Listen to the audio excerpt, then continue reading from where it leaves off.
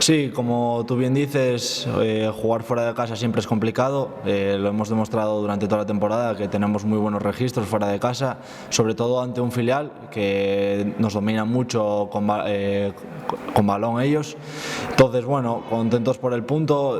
Tuvimos un par de ocasiones igual que ellos. Entonces, yo desde mi punto de vista lo justo fue un empate, así que nada más que decir.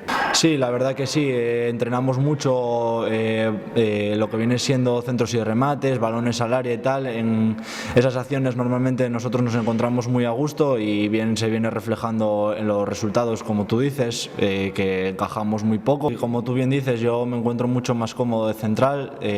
También es verdad que de lateral cuando estaba jugando me encontraba cómodo y bueno, la verdad que entreno cada día para darte el 100% y tengo la suerte de tener unos grandes compañeros que me ayudan en todo lo posible y aprendo todo mucho de ellos. Sí, efectivamente, la verdad que ellos tienen una gran plantilla.